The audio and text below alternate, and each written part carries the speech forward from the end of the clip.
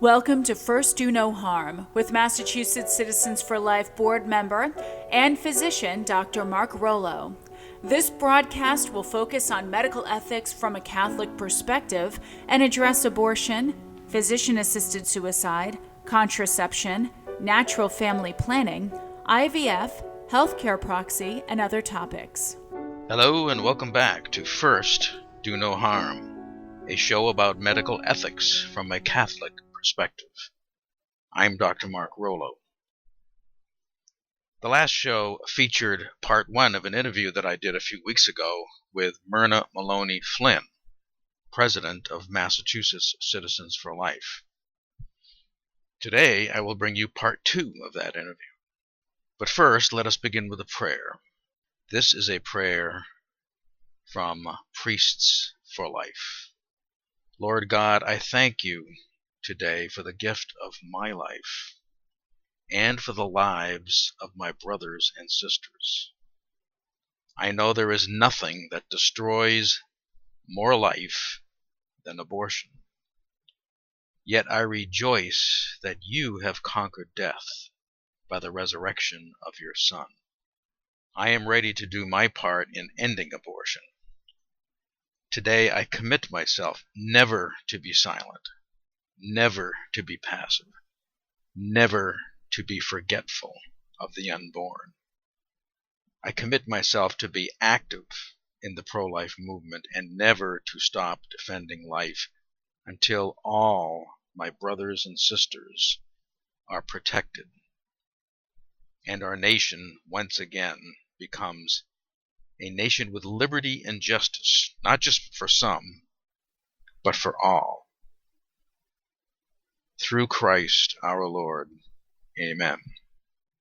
One line in this prayer reminds me of something that Saint Mother Teresa stated many years ago when she was being honored at the National Prayer Breakfast in Washington, D.C.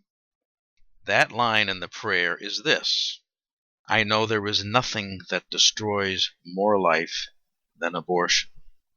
Again, I know there is nothing that destroys more life than abortion. Now, having recently won the Nobel Peace Prize, Mother Teresa took it a step further when she said, in 1994, the biggest destroyer of peace in the world is abortion. Again, she said, the biggest destroyer of peace in the world is abortion. So, the winner of the Nobel Peace Prize, this diminutive nun, said in front of the rich and powerful, who were most likely pro-abortion, the biggest destroyer of peace in the world is abortion. You see, protecting all life, especially the most innocent and vulnerable life, brings about true peace. Love and forgiveness also leads to peace. We must keep this in mind when it comes to those who are victimized by abortion, including those who perpetrate and facilitate abortion. We must pray for their conversion. A beautiful example of this is Dr. Bernard Nathanson, to whom Myrna Flynn referred when she spoke of having been profoundly influenced by The Silent Scream. This film, The Silent Scream, was produced by Dr. Nathanson, which depicted an ultrasound image of a baby within the womb being killed by abortion. This brutal reality also had a profound influence on Dr. Nathanson himself. He was an OBGYN and a self-described Jewish atheist who was responsible for 75,000 abortions and who admittedly lied to help bring about the infamous Roe v. Wade decision in 1973. He claimed that there were as many as 10,000 women per year dying from back alley abortions, when in fact the true number was around 200 to 250. Dr. Nathanson stated later that he knew the number 10,000 was a lie, but he used that number to achieve his objective, which was the legalization of abortion. You see, when you are a moral relativist, the only thing that matters is attaining your objective, whatever the cost. In other words, he believed that the end justified the means, even though the means was telling a lie. Once confronted with the grisly reality of abortion via ultrasound, Dr. Nathanson began to change his mind on abortion. He related that he began to be actively pro-life. And when speaking to a pro-life group, he could feel their love. It was then that he said he could feel his hard shell of atheism begin to crack. He began his journey to Christianity and ultimately became a Catholic. He was baptized by Cardinal John O'Connor at St. Patrick's Cathedral in Manhattan in 1996 at the age of 70. He died 14 years later at the age of 84. So the silent scream was a great inspiration to Myrna Maloney Flynn, the president of Massachusetts Citizens for Life. And I would now like to present the second part of my interview with Myrna. I did want to spend a little bit of time discussing the Roe Act, and that is probably the biggest challenge that Mass Citizens for Life has in front of it. For people who don't know about the Roe Act, would you like to explain that and explain how this is going to, if it passes, will make abortion laws even more liberal than they already are in Massachusetts? Absolutely. The Roe Act is actually an acronym, Roe. It has nothing to do with Roe versus Wade. The authors of this legislation wanted to put forth a bill that would remove obstacles and expand access. So that's where that acronym comes from. Remove obstacles, expand access. Access being to abortion.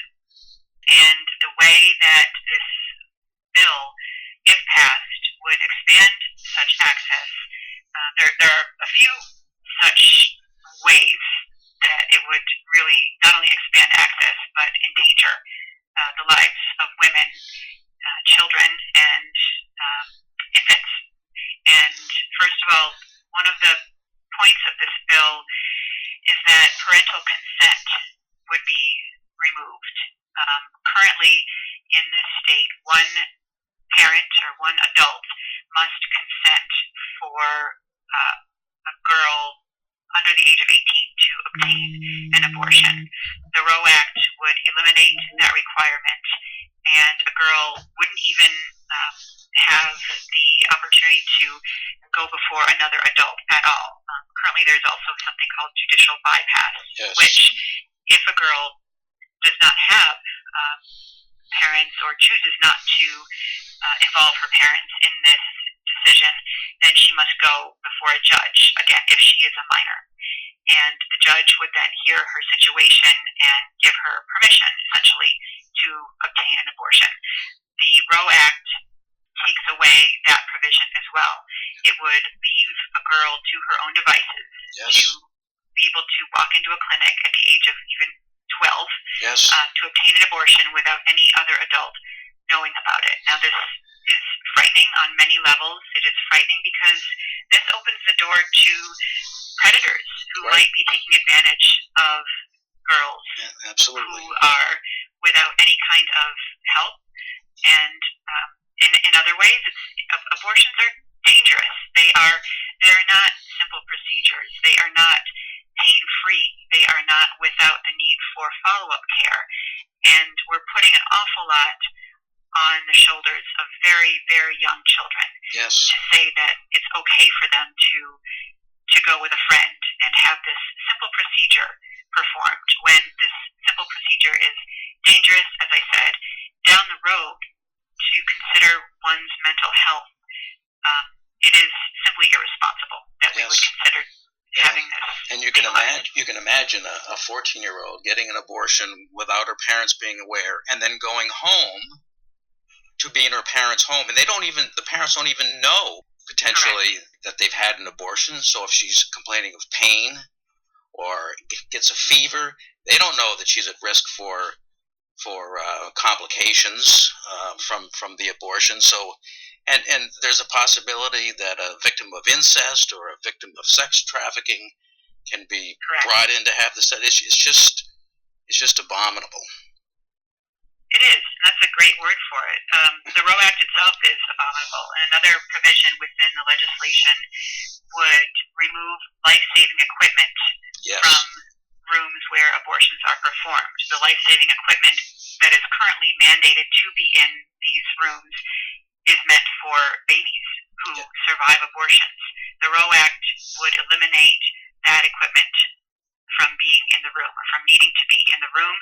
It would also hold physicians free from any kind of recourse or responsibility if an infant survives abortion, and the medical professional has no responsibility to provide life-saving care for that infant as current law mandates.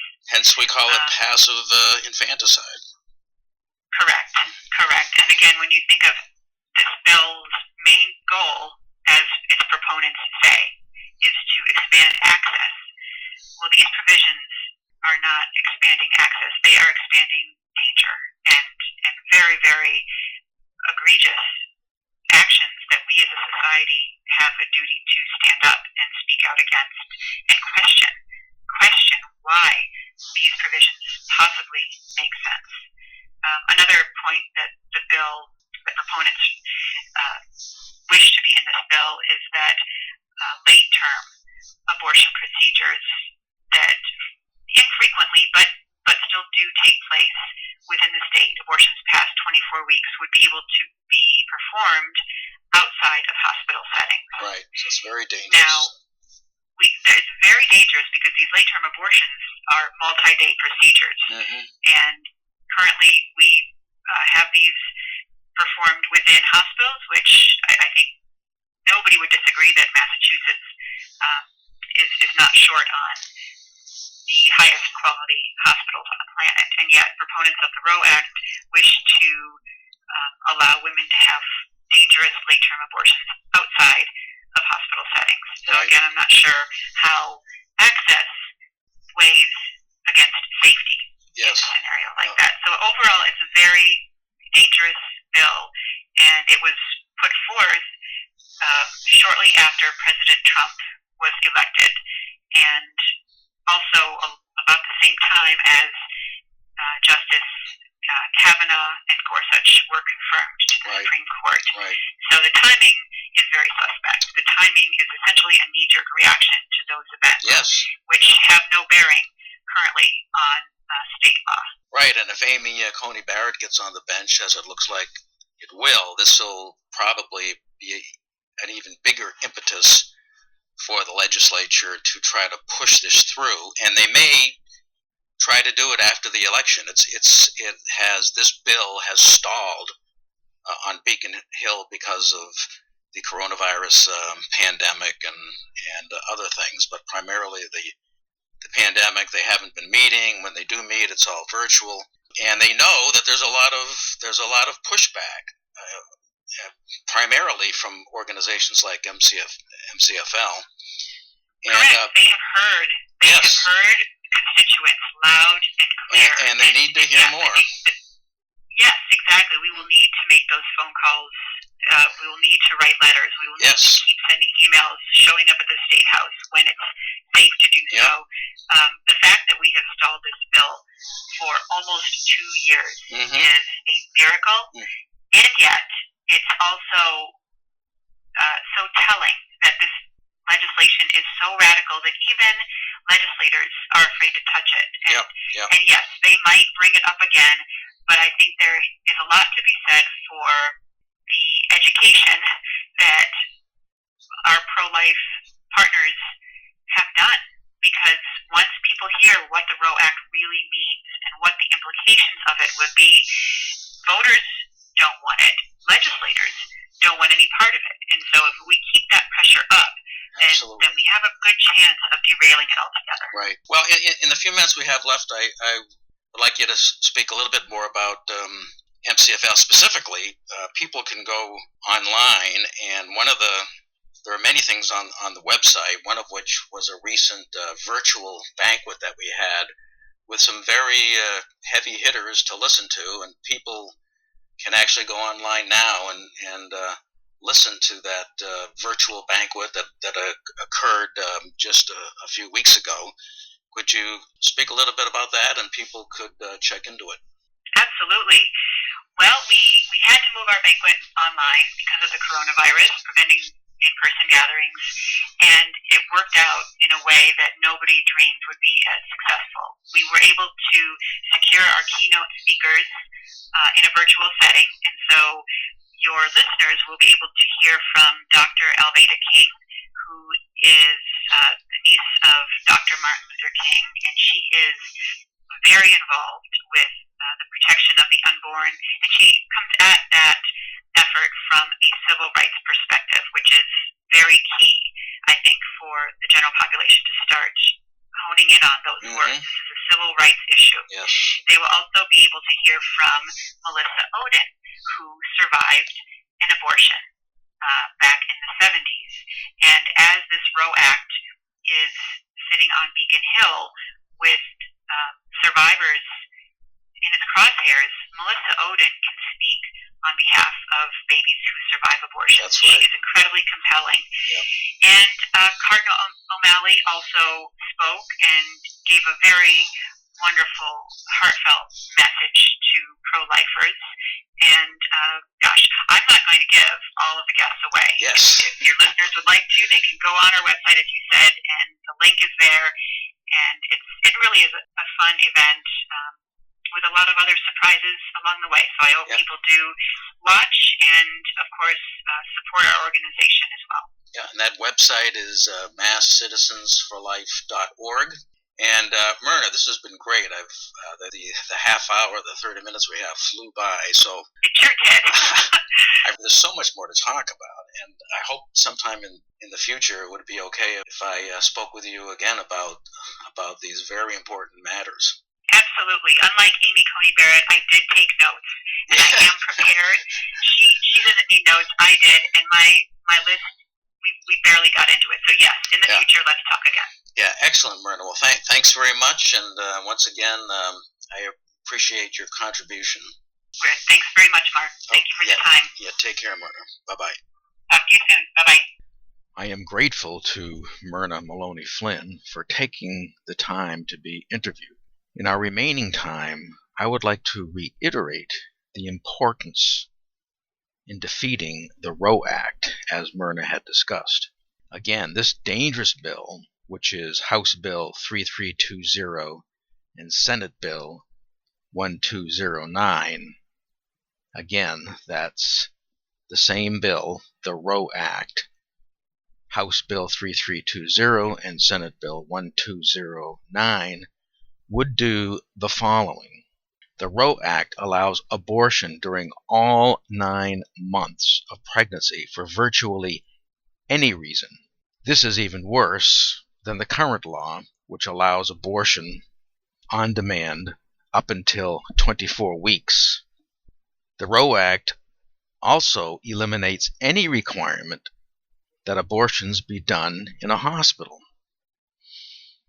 Abortion not only kills the child, but late-term abortion is very dangerous to women and is currently, by law, only done in a hospital.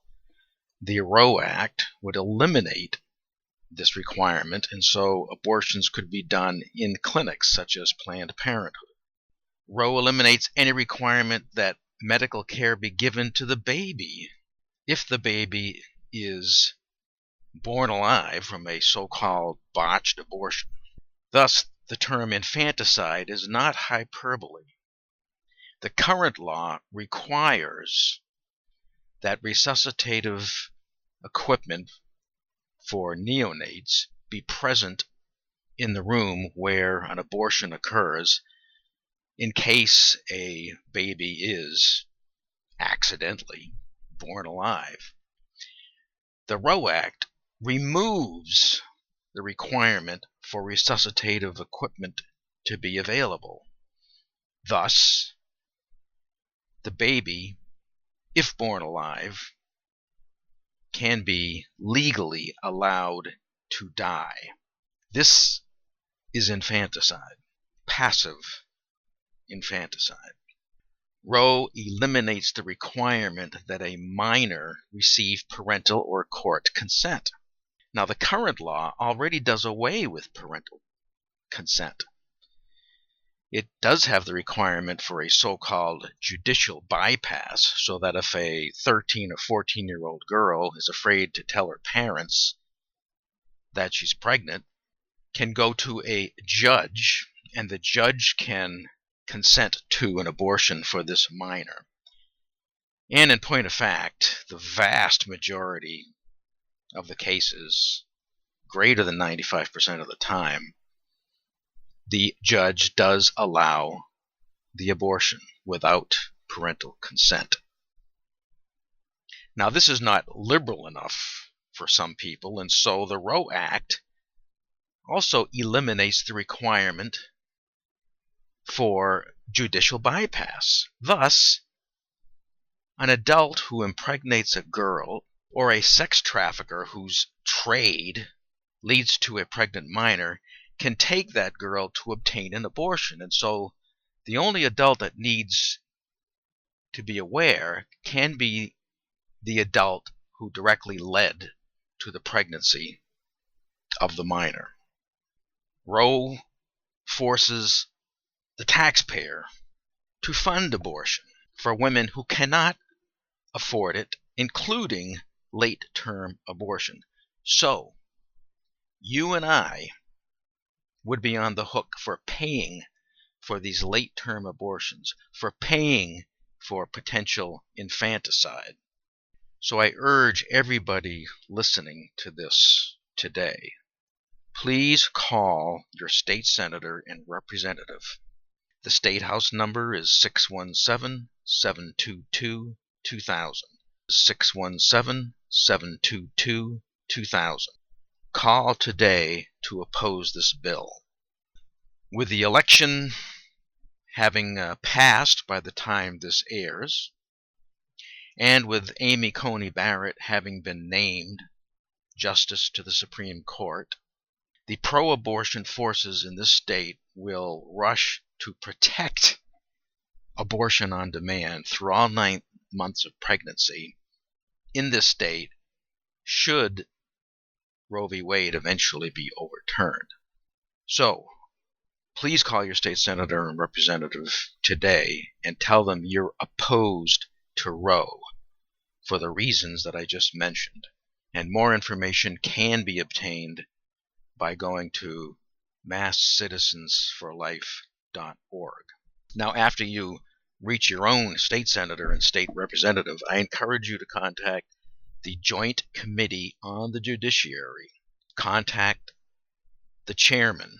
The chairmen are Representative Claire Cronin and Representative Michael Day. They can be reached by calling that same number, 617-722-2000. Again, more information can be found at mcfl.org. Finally, I would like to bring us back to the author Sue Ellen Browder, former pro-abortion feminist who wrote for Cosmopolitan magazine and is now a pro-life Catholic feminist. She has made the point that pro-life women need to take back the label of feminist. We have many great examples of pro-life feminism.